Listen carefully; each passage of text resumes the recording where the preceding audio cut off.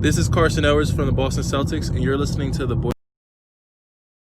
This is Carson Ellers from the Boston Celtics, and you're listening to the Boiler Breakdown podcast.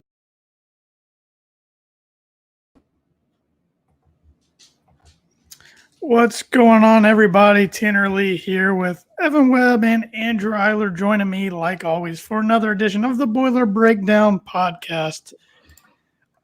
I don't even know where to begin on this one. Well, what else? This one sucks.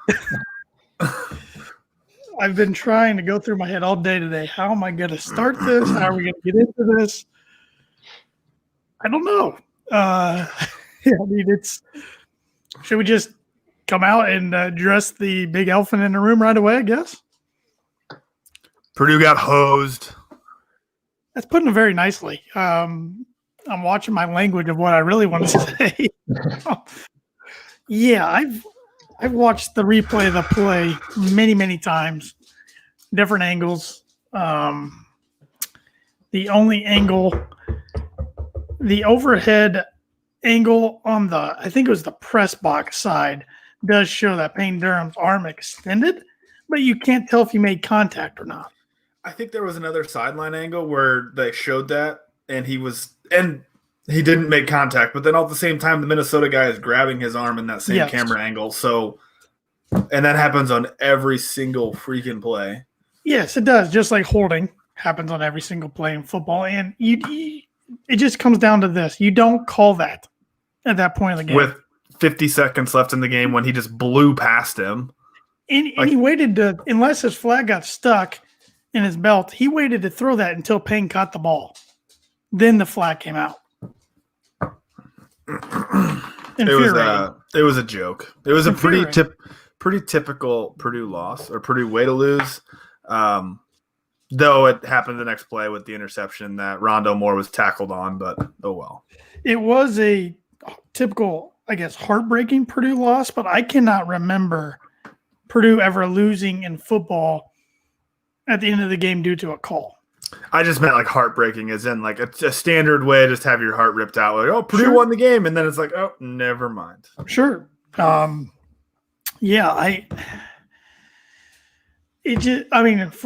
First off, Purdue should not have been in that position. Purdue should have won this game pretty easily. Blocked kick, missed kick. So they shouldn't have. It shouldn't have came down to that. Yeah. But still. It doesn't matter. I get that. Like, I've seen all those arguments of like, yeah, it's true. It shouldn't have mattered. But still, it was that one play. Purdue did enough to win.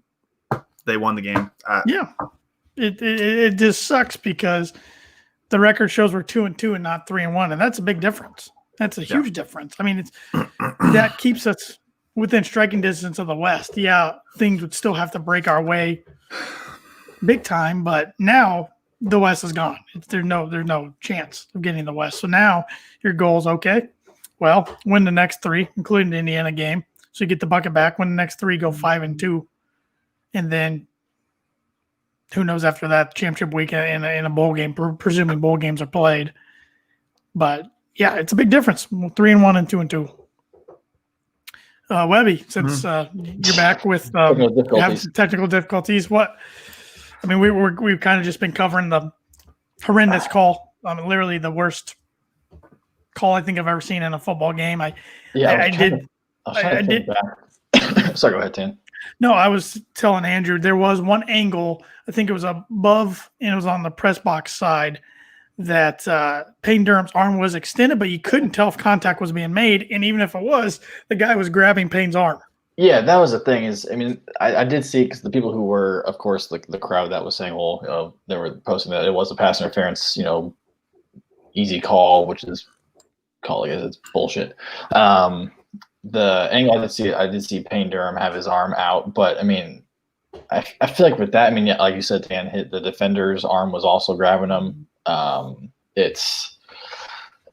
feel like that was just kind of a football play. I feel like nothing was really. I don't feel like what Payne did really gave him an advantage. I think he just beat the defender. Even when the play ended, you didn't see the defender, crying to the official that he got, pushed. At least that's that I saw, and I think that's pretty telling too. If the defender didn't even try and sell it, if it was a true. I know for me when we passed it, I was running around my living room, I was pumped, and then the announcer just said that it's not gonna, one guy's not gonna count. And I thought maybe like he dropped it or something, or maybe didn't get a foot in or whatever it was, and then they said the call, and we saw the replay, and it took every ounce of, especially after we did the pick, I about snapped my phone. Like I cannot remember a play that had me more furious than that play, just because of the fact that it was completely, and like it was bullshit.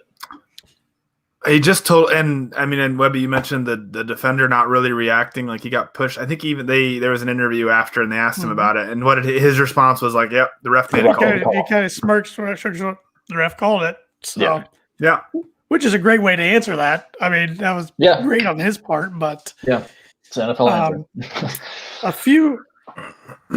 Twitter, of course, just blew up Friday night and into Saturday. National talking heads and everything. I just wanted to read a few tweets that I retweeted myself. One from Scott Van Pelt.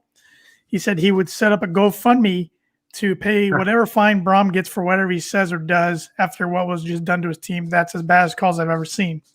Fram Fraschilla works for ESPN, covers basketball, especially international, overseas basketball. Say this very rarely, but the official who just called the pass interference on @Boiler Football tight end should be given the season off. That was painful to watch. Our buddy Dan Dockage. If I'm Brom, I'm possibly getting suspended for my post-game comments. That was just a couple of many, many, many tweets. And I didn't watch us. I followed the IU Ohio State game for, I don't know, reasons to hopefully that didn't work out. I was hoping to watch Ohio State dominate, and that didn't happen. We can talk about that later. But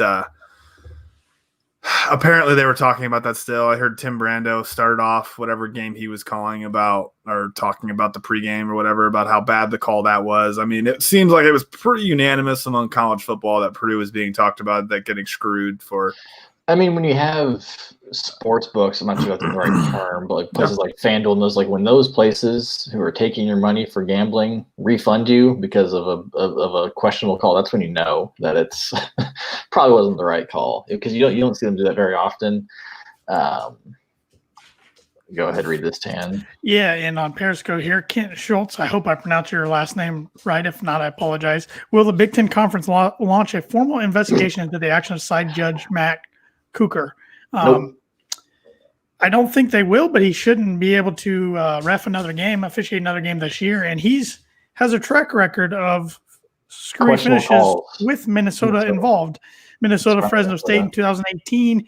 He gave Fresno State a sideline interference penalty late in the game that extended the Minnesota drive. Minnesota ended up winning that game. He's from St. Paul. And he's from St. Paul, Minnesota. So, like I said, it shouldn't have came down to that, but it doesn't matter. You don't call that in that moment. You just don't. You don't. Officials you're taught to not, and just from my experience, part of the game, become part of the game. Yeah, part of the game. I remember like when I was at Purdue, I was an intramural ref, and the person who ran intramurals, he's now an NBA official full time. He always told us that officials, whether it's basketball, football, a baseball umpire, you're not supposed to affect the outcome of the game.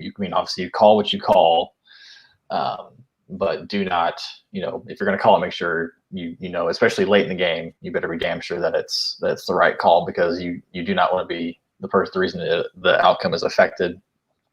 And that's exactly what happened with this one. Is that, I mean, like if we can argue, go back and forth of, I know you guys were talking about when I popped back in, but obviously we could have, not kicked the low kick at the end of the first half, and that maybe wouldn't have mattered. But I mean, at the end of the day, Purdue made the plays to take the lead when it did, and that was called back on just an absolute phantom, awful call. We'll complain about the officials in our group text, but I feel like we're all three we're pretty big about not blaming games on officials. For the most part, except this one. Yeah. This is the outlier. I hate blaming games. If we talked about I think I'm not sure. We somehow the Virginia game got in our we were talking about like heartbreaking losses. Oh yeah, which one? Which one's worse? Like I'm okay with a player making a play and beating us, or maybe if I feel like the discussion of did Purdue do enough beforehand. I think that would have been more had we went up for a field goal to tie at regulation, we missed it. Then you can argue that it shouldn't have come down to that one play because we could have done enough to do that, or could have done enough leading up to that play if it had come down to just a player making a mistake, maybe a drop touchdown or whatever it is. But just the fact that we threw a pass, it was a great play, great throw, great catch. Payne just beat him outright, just beat the defender, and it was called back. That's just what is just so infuriating that it was, the players did what they were supposed to do, and someone with the whistle decided to change it. Skip, who is a constant viewer on our Facebook page, and we appreciate that. He said held Payne's forearm for stride half once he got past. Yes. We want to talk about other penalties too. We can get to the next play when we threw the interception. Moore got held. Yep. He got tackled. Yeah, he got tackled. Tackled. The same play where we threw the touchdown. There was just a blatant miss roughing the passer where Plummer got, the ball was clearly out of his hands and Plummer got that was on the pass interference. Yeah, it was on the same play, and probably questionable calls. Skip also says Neil roughing call on Northwestern quarterback was equal to my frustration. That was back in season opener in 2018. Yeah, that was a frustrating one too. Big Ten officiating is not good. I watched a majority of the Big Ten games yesterday, and there was horrible calls all over. Not to the extent of the Purdue one, but there was horrible calls all over the place. Speaking of, there was one the IU wide receiver who just torched Ohio State, Frogel, whatever. Yeah, whatever. I don't know how to say his name, whatever. On one of his last touchdowns, where he jumped off the Ohio State guy. And went 65 yards, and they called defensive pass interference. Yep. Or the play, I was like, wait, what? And we can get into again. We'll talk about it later too. But just the questionable play calling by Ohio State at the end. But that was the fourth down where it was as Andrew you said in our group text, it was the definition of targeting on Justin Fields. Which is one of the faces of college football. Yeah, where, in basketball, certain players get superstar treatment. Football, you would think a star quarterback would, but projected number to pick probably. Ohio State should have kicked the field goal anyways. That was stupid. And that was such an easy play to make. Just throw it underhand, but whatever. I thought Fields was horrific yesterday. I thought he took himself out of the Heisman race. I thought he played terrible. But we can get to that later. But this is definitely a Purdue game that Purdue fans probably will never forget, or it'll be a long time. This is going to be talked about. Freaking PJ Fleck in Minnesota. Yeah. This is going to be talked about up there with maybe not in the same category, just because this is a weird year and we had already lost one game, but it will be up there remembered in hard losses like the Orton fumble, the Holy Buckeye. And I know it's different, but that it's gonna be in that category just because it hurt. I feel like it's in its own. I feel like those were different because they were actual plays that were like the Orton fumble. That was like a play by the players. Yeah. This one was totally out of the. I mean, I don't know. There's so many ifs before. I mean, Minnesota has it too because they were right there. But I mean, Purdue's defense was garbage. They were garbage for 3.5 quarters. Then they started to wake up when they really needed to. I don't know. Oh, and then we'll drive. We'll get into that. So, I guess we can. I mean, any more thoughts about that call, or we can just move on and actually talk about the other 3 quarters of the game. Yeah. I can't remember a call that made me literally have to take a walk after the game to not just go ballistic in my house. I wasn't like it was when it happened. I didn't scream. I didn't yell. It was just one of those are you kidding? Are you kidding me moments? But then just you just feel the rage just building and building. And then it was at the end of the game, seeing PJ Fleck's stupid face. He's the worst. He's the absolute worst. Yeah, I turned it off. I wanted to stay and watch. I didn't watch it. I watched Browns. As soon as they started interviewing that jackass, I turned it off and had to take a walk outside just to calm down because it was.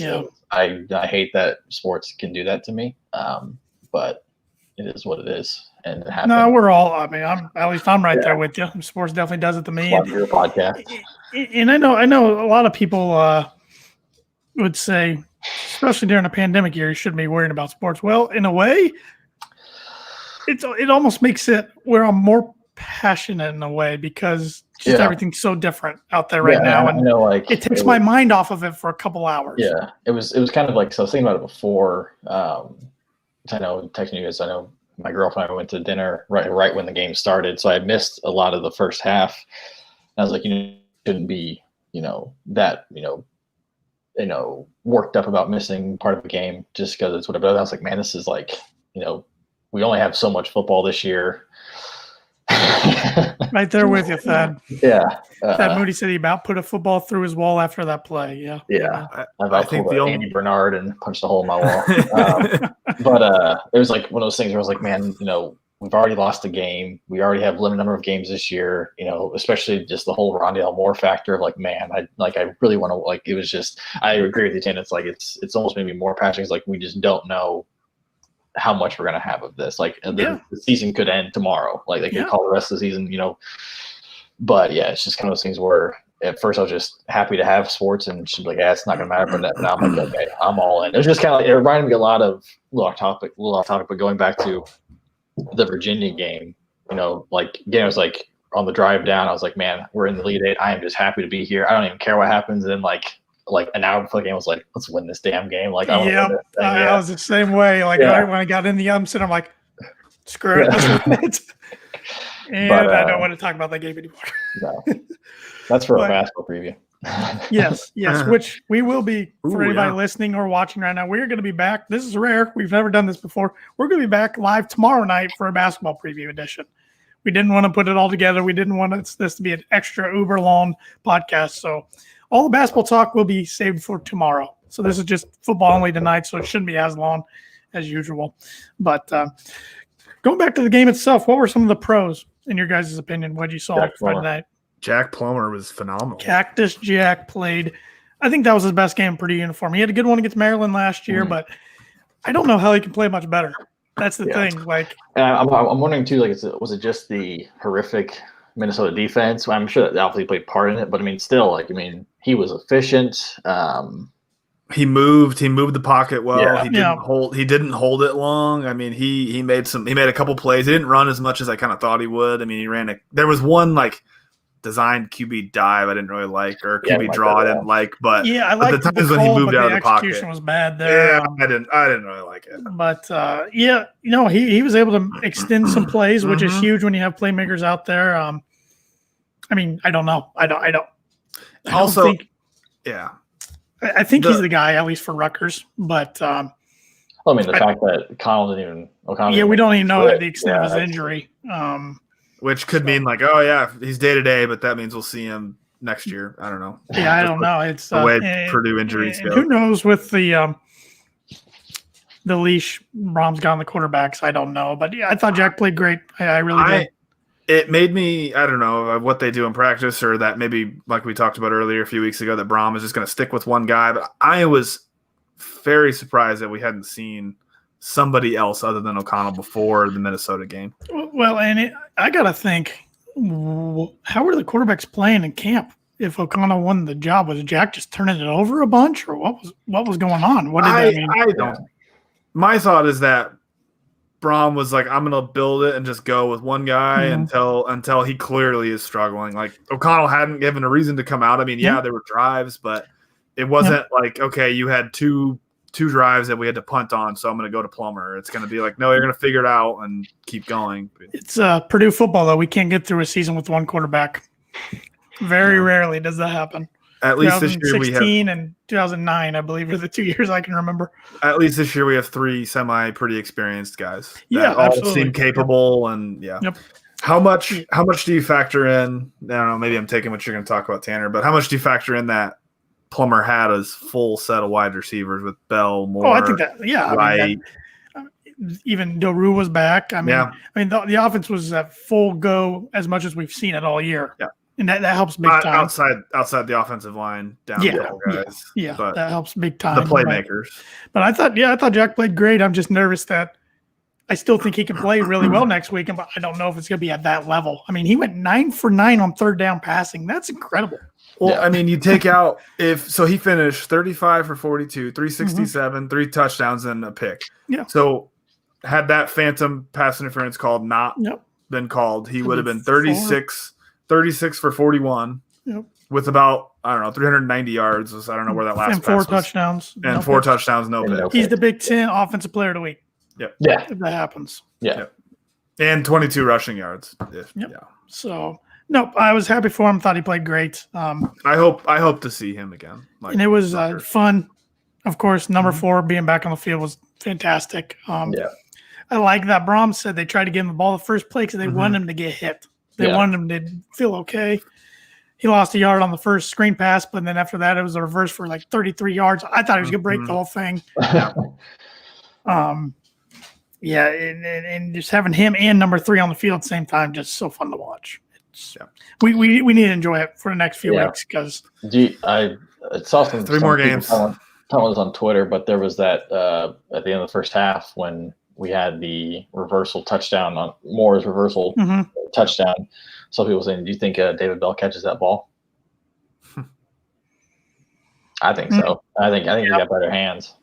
Yeah, I do too. I think David's more of the deep threat too. I mean, Rondell's more of the quick guy, get the ball in the hands and let something break happen. tackles.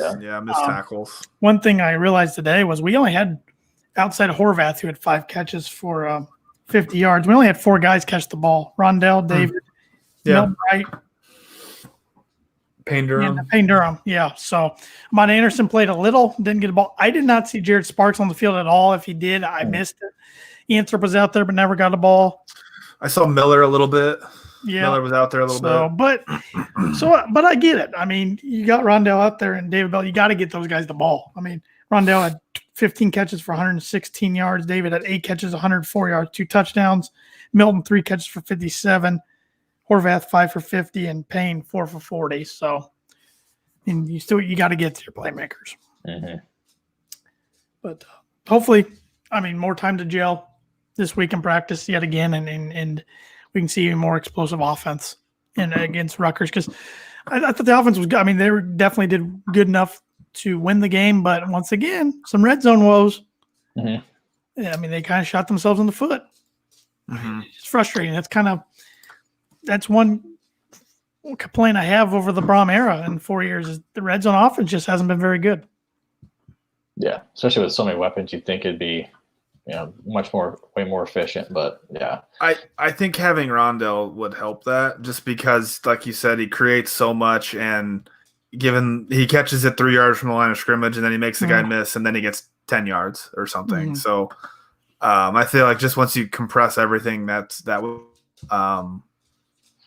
I guess I don't remember really the play call, what happened. I know obviously the blocked kick, the missed kick, but other than the field goal that ended up. That was just a low kick. It would not have gotten over the line. I mean, it would have hit like a lineman had it not gone. They had like 4 guys up there through the line already, though. Yeah. So even if he kicked a little higher, I don't know if it gets blocked or not. I guess I just don't remember like the series that led up to it of those like the 2-3 play calls before that led to the stalling and the.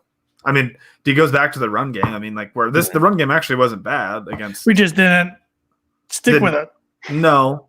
But I mean, Horvath had like 10 carries or something? Yeah, 10 carries for 68 yards, and Moore had 3 for 20 and a touchdown. Daru had 7 for 15. Yeah, so it's 25, and plus Jack 5 for 22. Yep. So 25 for 125, so 5 yards a carry. Yep. Pretty respectable, pretty good. Just only 25 carries. But Purdue didn't have the ball that much. No, so we couldn't get Minnesota off the field. On third down. They kept picking up, and I will be so glad when Tanner Morgan graduates. That guy's a Purdue killer. We talked about Ramsey being a Purdue killer. I mean, he didn't throw any touchdowns, but he also didn't throw any picks. He was 15 for 22 for 264. Remember last year, he was 21 for 22 against us. He just picks us apart. I just drives me nuts. And because we kept Bateman in check, 4 catches for 59 yards, but Autumn Bell went off for 5 catches for 129. Ibrahim, he had 3 touchdowns, but he only had 102 yards and 25 carries. He still got over 100 yards, but really kept them in check more than other Big Ten defenses had been. But the difference between when they scored 7 points last week against Iowa was Iowa turned them over a bunch. We didn't get any turnovers. And that's what Purdue's defense has been the first couple weeks Yeah. with the turnovers. Iowa, turnovers killed the Iowa, and that's why Purdue was able to win that game. And then Illinois, the same thing. Turnovers is why Purdue was able to hang on there. I thought Thad Mooney had a good comment here about Jack Plummer. The O-line has to give him the same amount of time if he's ever going to play close like that again. I agree.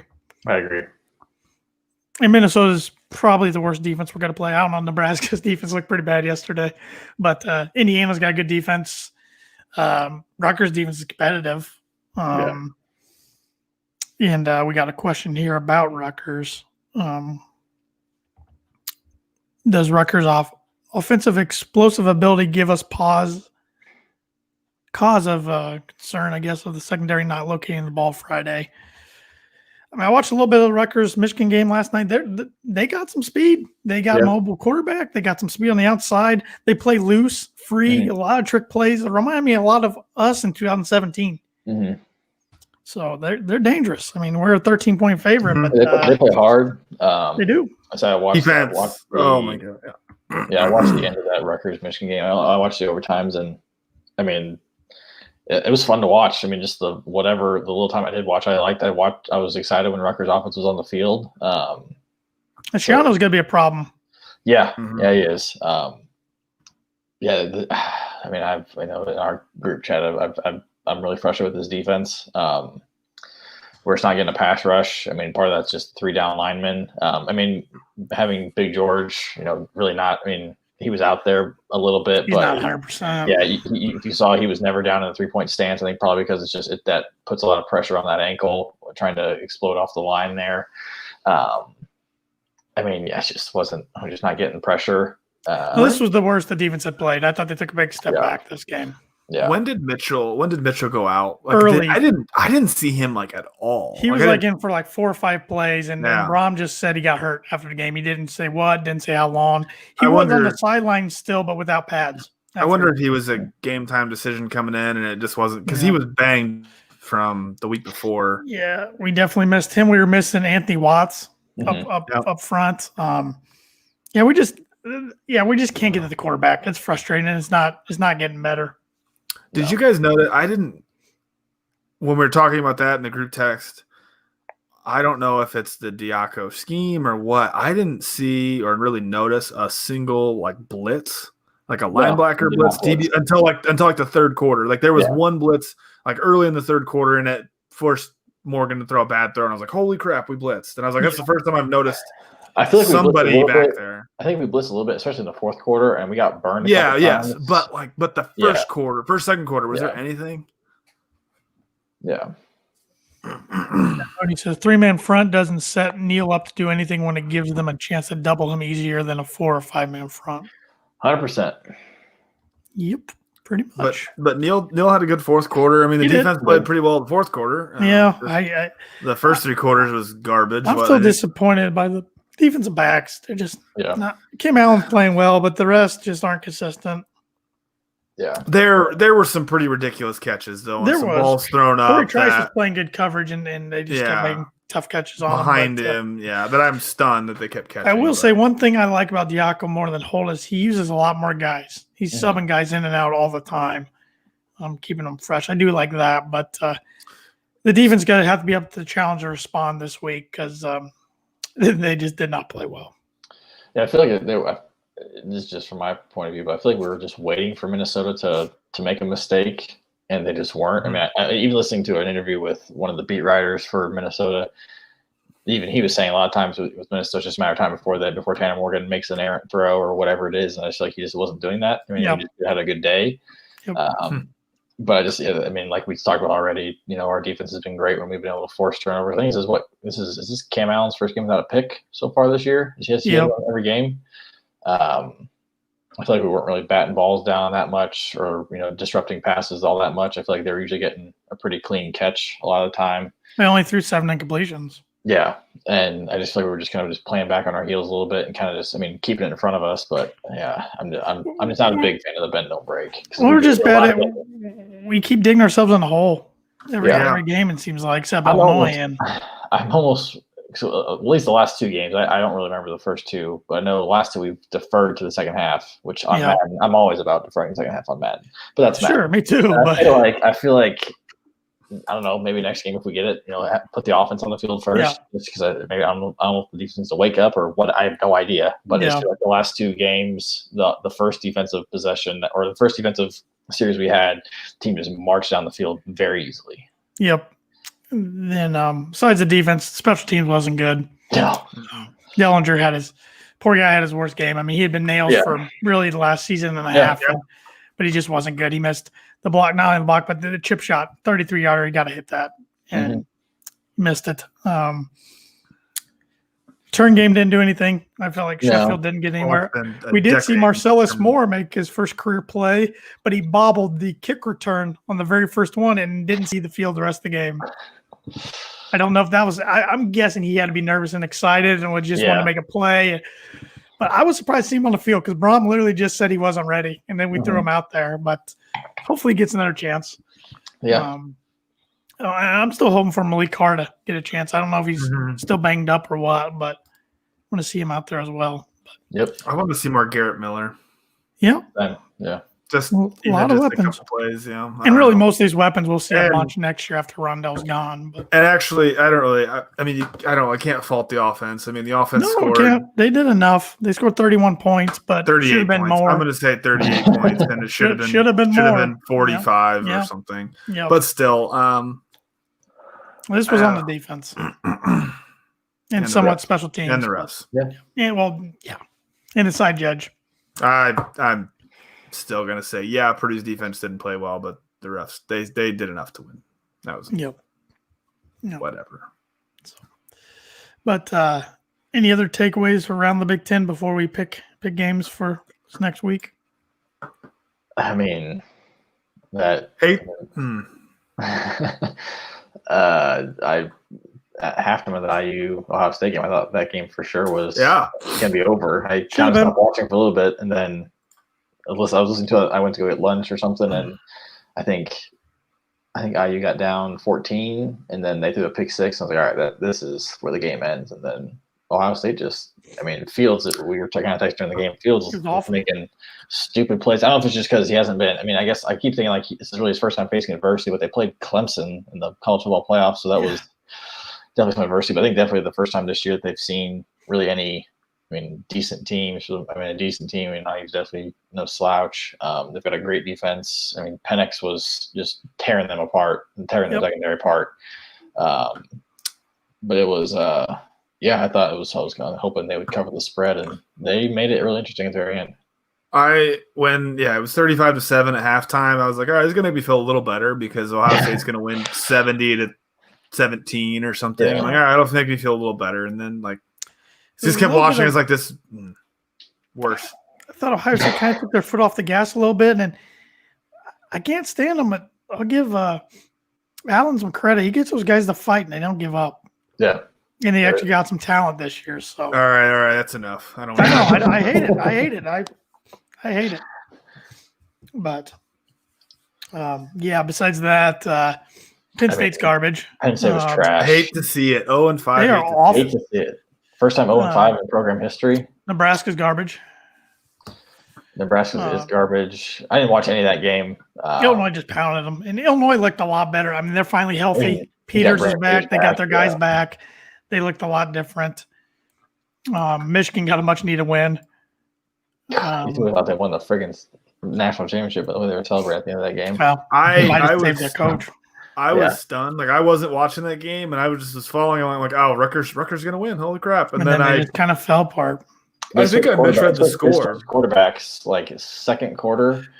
And that backup did good for Michigan. McNamara, he ripped it up. He was good. He's their guy. They need a Milton's not working out. I definitely didn't realize that Michigan won that game until today because I definitely read that score as 48-42 Rutgers, and I was like, oh, suck it, Harbaugh. And then I was like, wait a minute, I think that said Michigan. I think I saw it this morning. It popped up. Missed kicks. Michigan missed the kick, and then Rutgers had the game-winning kick. I was watching.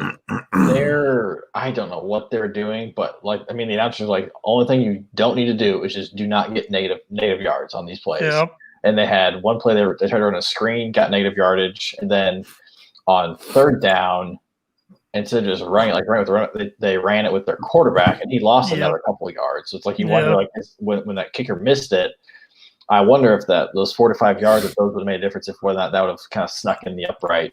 I don't know if it would have, but every yard matters when it comes to field goals. So so it was it was an interesting weekend in the Big Ten for sure, and it's got to be another interesting one. And of course, Northwestern, good win for them. They're for real.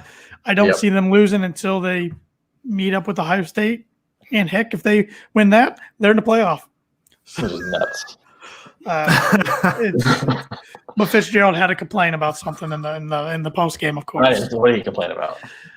There was a reporter, Joey Galloway was kind of ripping Northwestern at halftime, and then he took a shot at Joey Galloway after the game. Yeah. So it's like, dude, just don't worry about your team. What did Scott Frost say after his post game interview? I don't know, but shout out to the Illinois Athletics Twitter account. Until they took it down. They took it down, you bunch of pussies. Yeah, I guarantee you Whitman made him take it down. The AD. Yeah, Whitman. Guarantee it. Because Scott Frost was saying all week how much respect he had for Lovie Smith and blah blah blah. Guarantee he made him. I think Lovie saved his job though. I don't see him getting fired now. I think Webby, you need to explain the tweet to our listeners. So, what was it? It was so after the game, the Illinois Athletics Twitter account tweeted out, what is good game, Nebraska. Thanks for what I did for getting football back or something like that. It was thanks for bringing the Big Ten back. It was fantastic. It was beautiful. The pettiness is amazing. I mean, the collective effort of everybody in the Big Ten trying to dunk on Nebraska is my favorite part of them being the Big Ten. And Maryland and Penn State, or not Penn State, Maryland and Iowa got to dunk on Minnesota on social media the last 2 weeks. And then we didn't get to, but they went after them too. So you can tell the two programs that are ruffling the feathers of everybody else. Yeah. Do you think Purdue would have done anything like that had Purdue held on and won? I don't especially because Minnesota went ahead and still wanted to play after having 20 guys out. Yeah, I mean, kudos to them for that. They could have been like Barry Alvarez. No, we're not going to play. Or like Florida State. That's embarrassing. Gosh, that was. I saw Dabo. I haven't looked at it, but I saw a notification come across my phone earlier that Dabo went after Florida State. As he should. There was one player. You're delaying the inevitable. You're gonna get killed. Yeah. Just man up and take it. That program has fallen so much in the last 6 years. It's unbelievable. National title to 2-6 right now, or whatever they are. So we got a question here from Mooney. Okay. Whose seat's hotter, Frost or Harbaugh, if they don't turn this year around? Harbaugh is gone after this year, in one way or another. I think he takes it. I think he's taking an NFL job. I don't know if the NFL. Why would the NFL want him? I mean, why does the NFL want a lot of people? I don't know. Yeah. Why is why not go after the Matt Campbells of the world or something? I mean, what's his face in New York for the Jets? Gase. Why the hell does he have a job? I mean, they know if they fire him, the assistant's gonna monkey around and win enough games that they don't get Lawrence. So they're like, we got to keep this idiot. They were looking for the playoffs today. I think Harbaugh is. They only lost by 6 today. The Chargers almost pulled the Chargers again and almost lost the game. I think Harbaugh I think he takes the first NFL job that comes after him, or I think they amicably split. Unless where does he go? I don't know. Takes a year off. Gets paid a crap ton of money. Goes back to TV. Sits next to Urban Meyer on Fox. I don't know. If Urban doesn't go to Texas or something first. I think Frost isn't gonna.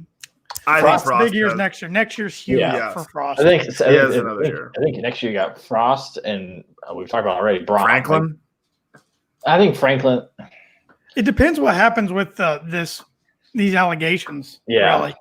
I mean, Franklin's always a name that seems like he can jump to USC or something if it comes open, but he's done a good job. But they can't be happy right now. They were number 8 in the country, and I mean, but also you can look. I mean, they had a guy, one of the best players opt out, but one of the best players in the country opt out before the year. But again, it's your Penn State, and you've got more talent on probably your second team than a lot of other teams first string. Yep.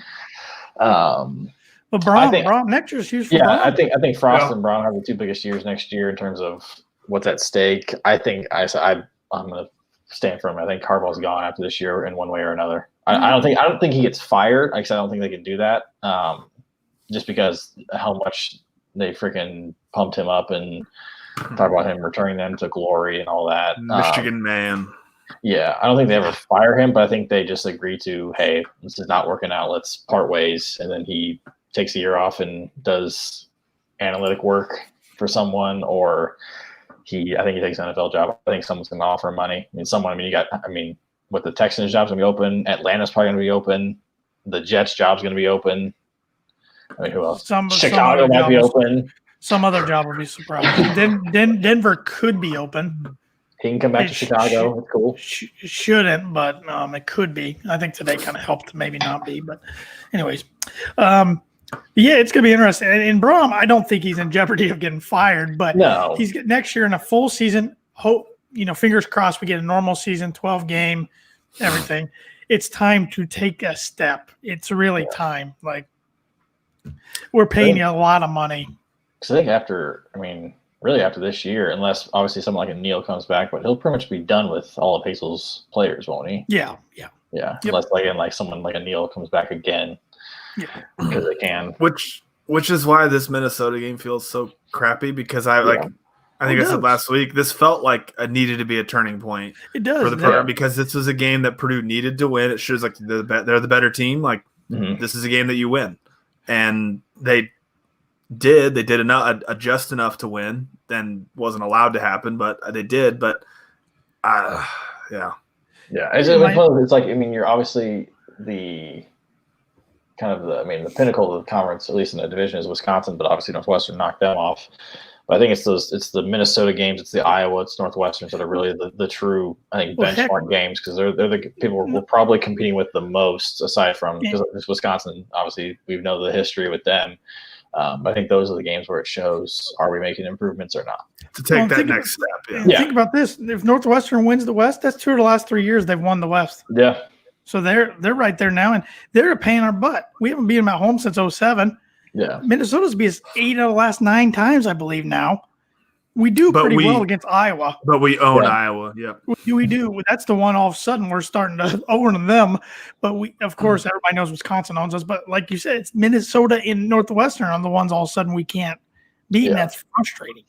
My dad, he and I were on a text message with one of our friends yesterday, and he said pretty much, the call last night will stay with me for a while. It's the difference of being a contender or an afterthought. In my opinion, it could set program back for a long time.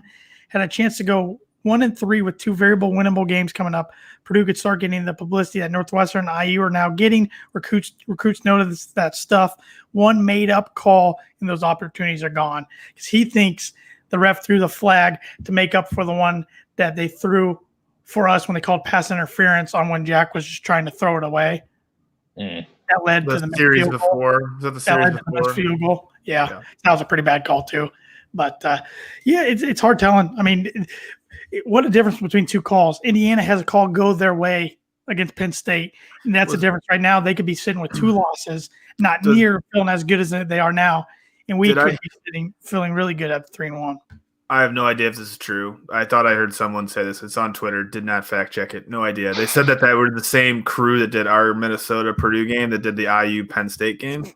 I didn't fact check the same that. crew. I didn't see have that. no idea. I saw that one place that said it was the same crew. No idea. But I was like, fire that crew if it is. Yeah. Well, before go ahead. Nope. I'm not sure where I was going with that.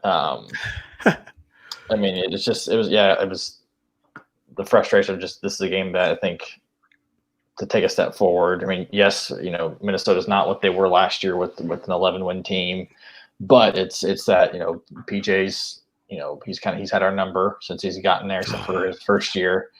As a total in the last decade, which obviously, 4 of those years were just an absolute dumpster fire. But they've owned us for a long time, and this was definitely a chance to show improvement, and hopefully we're hoping maybe, with after Northwestern loss, we would come out and just, absolutely obliterate their secondary and just kind of make a statement, have a statement game of, hey, that was not us who played Northwestern and we're better than this, and we just didn't do that. I think that's definitely been the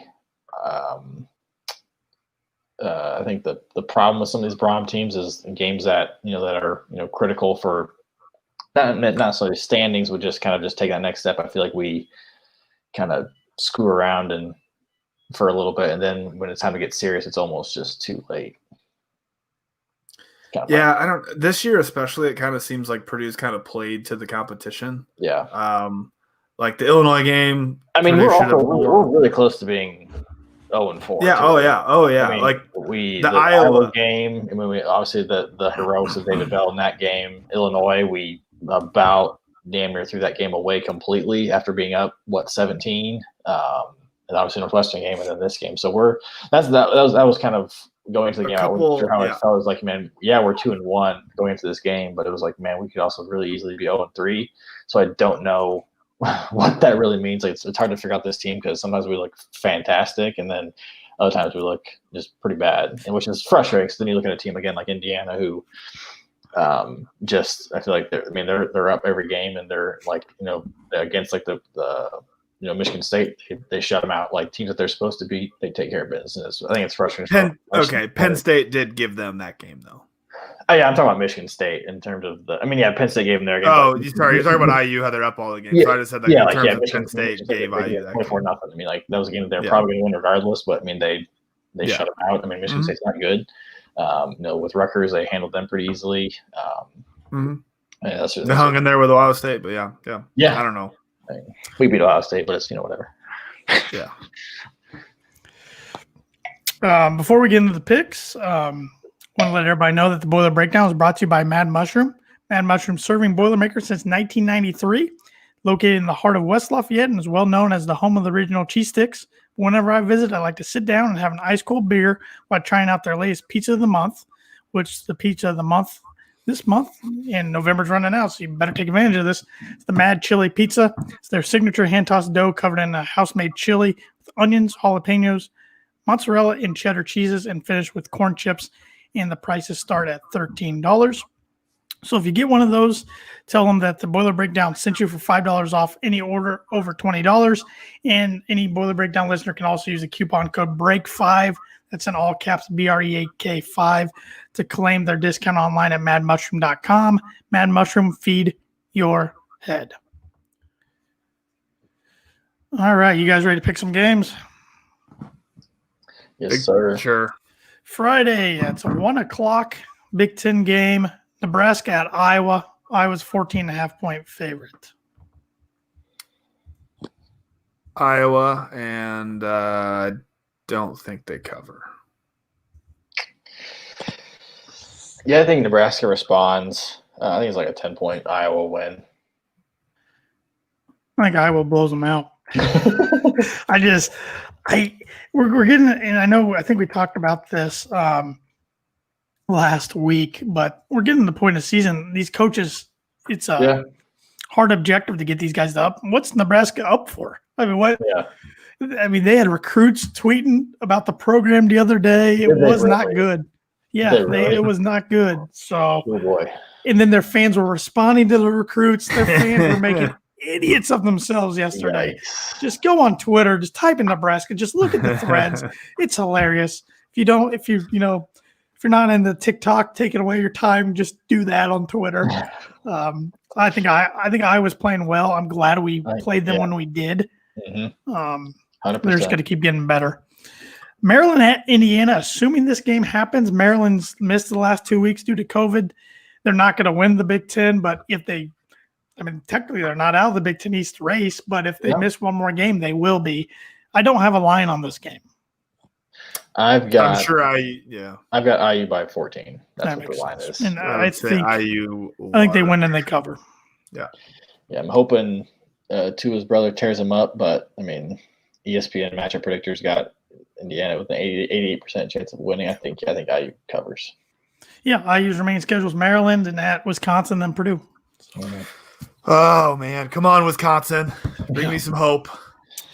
Ohio State at Illinois. Ohio State's a 29.5-point favorite. The line I looked good yesterday against Nebraska, but I think Ohio State comes out and makes a statement. Yeah, I think. Don't think they cover that though. That's a large spread. I think they do. I Yeah.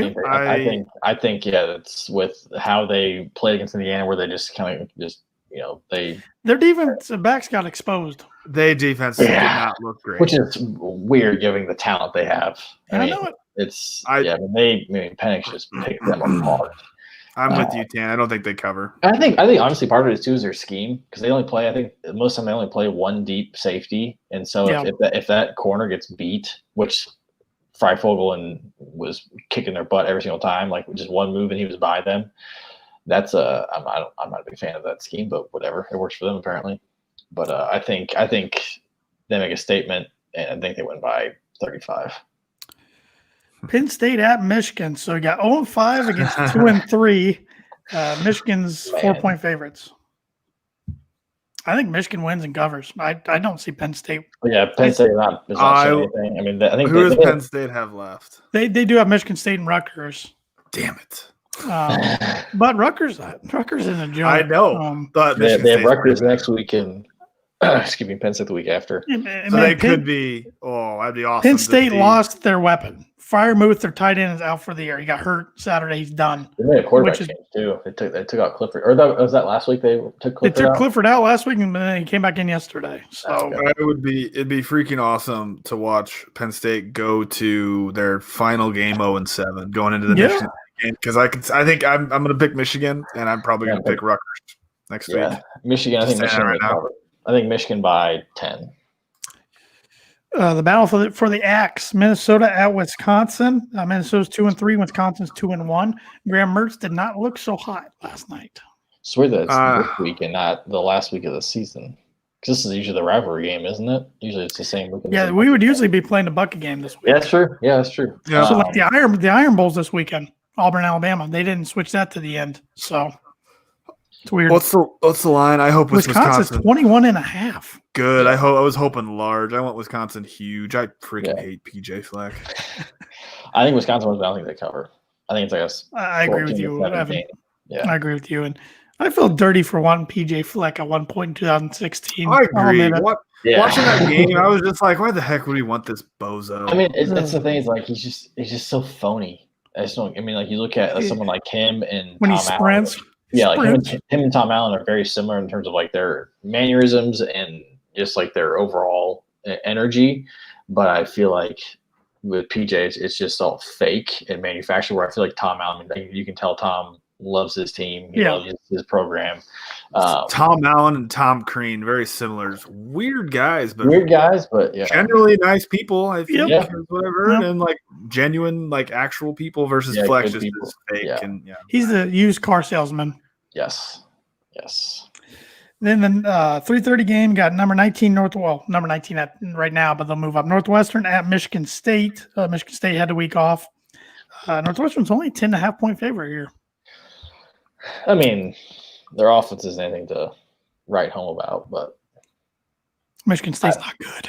No, they're not. They're not good. I mean, are we going to see Northwestern's defense pretty good? Yeah, I think Michigan State gets shut out again. I can see that. I mean, they got shut out. I could see that. Indiana's a good defense, but Northwestern's better. So way better. I think Northwestern. I think Northwestern covers that pretty easily. I could see this being like a 17-0 game.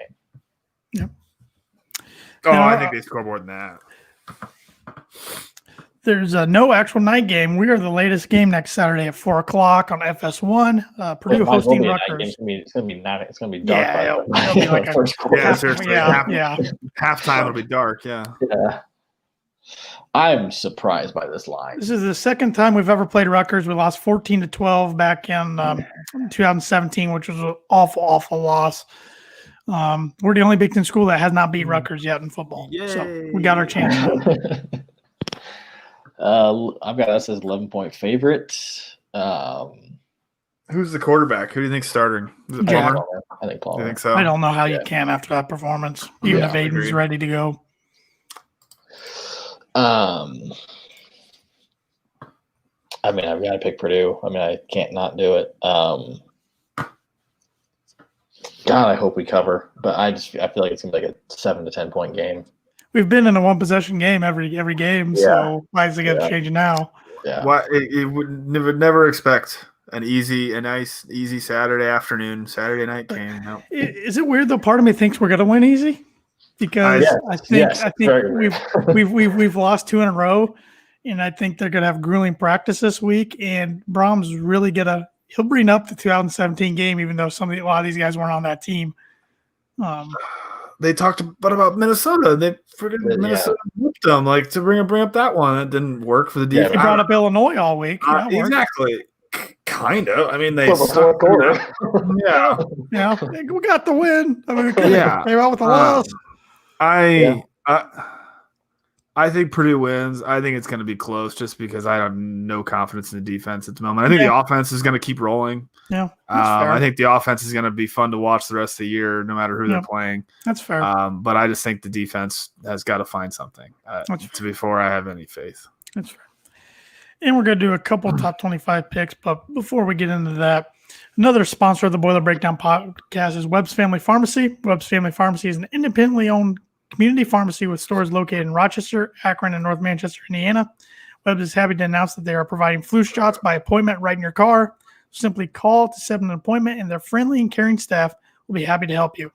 For all of your high-quality medical equipment, supplies, and pharmacy services, check out www.webrx.com or give them a call. Webb's Family Pharmacy, professional pharmacy with a hometown touch.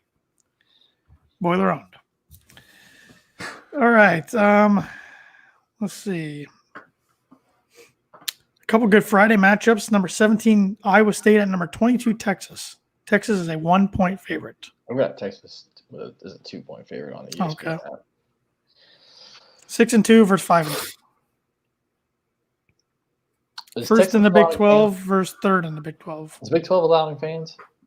Yep. Okay. I'm going to pick Texas. I think Texas, and they cover. Matt Campbell. Give me Matt Campbell. That's exactly what I was going to say. I'm a big Matt Campbell fan. Give me Iowa State. Number 2, Notre Dame, after their bye week at 6-2, North Carolina. Notre Dame's a 4.5-point favorite. That's surprising. Do they finally slip up before the ultimate rematch? Yep. No. I want to say yes, but I'm saying Brown, no. baby. I think Notre Dame wins. They're not going to lose to Wake Forest or Syracuse. No. I thought the ACC was garbage outside of. I didn't realize there was another ACC team ranked outside of Miami, Clemson Florida. Clemson, I guess, yeah. But they don't play Notre Dame. Exactly. I was saying, okay, Notre Dame's ACC schedule. That's the outside one of Clemson. team they escaped. So Yeah. then you got the Civil War, number 11, Oregon at Oregon State. Oregon's 3-0, escaped a win against UCLA. Last night, Oregon State's 1-2. Oregon's a 12.5-point favorite. I think Oregon covers. Yeah, pretty easily. Yeah. There's not a lot of good ranked games. You do have the Iron Bowl, number 23, Auburn at number 1, Alabama. Alabama's 24.5-point favorites. They did beat Kentucky by 60 points yesterday. So just think about that, the spread there. So number 1 against number 22, and the spread is what? 24.5. But then number 2, Notre Dame against number 25, North Carolina is 4.5.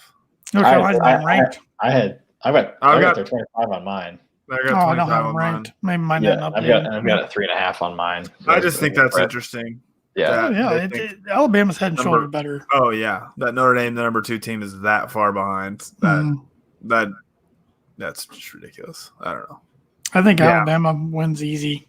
Yeah, I think they cover. I think they cover. I don't know. I don't think they cover. I think it's always a close game. I don't think they cover. That's a lot. How about LSU at number 5, Texas A&M? A&M's an 11.5-point favorite. Yeah, and they cover. A&M and they cover. Yeah, Jimbo's doing good things with that program. They just can't beat Alabama. But who can? Not too many people. So Yep. Any other games you want to pick? I don't have any more on my. Nothing really that really Run stands down. out. I mean, Clemson's going to absolutely obliterate Pittsburgh. No, they're mad. They haven't played in a while. Yeah. That was oh my gosh, that was so dumb. Florida State should be ashamed. Yeah. Embarrassed. Yeah, nothing really that jumps off the page. Well, before we wrap up, the Boiler Breakdown podcast is also brought to you by Sroufe Landscaping Nurseries. Sroufe Landscaping has been in business for over 50 years and can handle all of your landscaping needs, including landscape design, maintenance, irrigation, hardscaping, fall cleanup, and they are licensed lawn applicators. Contact them today for all of your landscaping needs at 574-223-2769. Sroufe Landscaping, design with you in mind. Any closing thoughts before we wrap this up? Does the Big Ten make an announcement or any kind of statement tomorrow? Yeah, they will. They'll apologize. They'll say they screwed up, but whoop de freaking do. It doesn't change nothing. So I don't even care. I bet they don't. I bet there's nothing. Big Ten won't admit it. Webb, you muted your mic. My bad. I don't think we hear anything. Yeah. I mean, I think we might hear something like Braum talk to someone from the Big Ten, but I don't think we'll see anything official from the Big Ten as a public statement by any means. We'll know around 11 o'clock. That's the time of Braum's Monday press conferences every week. So, hey, at least we won't have to put up with any Rondell Moore questions this week, which I forgot to mention this.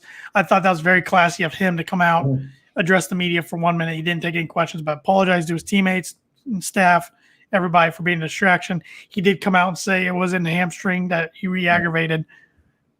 I thought that was pretty classy of him. So, and I'm not worried. I know a few people are worried now that he might just opt back out after one game. He kind of proved what he can do. He doesn't need to play. I think he wants to play. I think he was having fun out there the other night with his teammates. I think he wants to play. He was much more. I feel like animated might be the wrong word, but you could definitely he was smacking guys in the helmets. I feel like way more than we ever saw him do as a freshman, or even last year. Every time we saw him, I think he was just. I think you could tell he was thankful to be out there again with his teammates. Yep, he wants to play with David. I mean, they're special pairing. So. Yeah. Ones we definitely need to enjoy for the next 3 games, maybe 4 games for championship week. Because if there are a bowl, I don't know why he would play in a bowl game. Yeah. He probably recruited David pretty hard too when we were going after him. Yep. I mean, he's helped us get a lot of players we probably wouldn't have got. Yeah. In otherwise. So, but that's going to do it for this episode. Please join us tomorrow around 8-ish or so. Basketball preview edition. We're excited about that. Hoop season gets underway Wednesday. It's hard to believe, but it is here. The Boiler Breakdown's ready to go. We'll get you all tuned up talking Purdue hoops and a little Big Ten hoops tomorrow. So join us for that. And if you're listening, you can expect that podcast to drop probably Tuesday sometime. So with that said, let's boiler up, hammer down, and beat the Scarlet Knights. Boiler up. Screw the refs.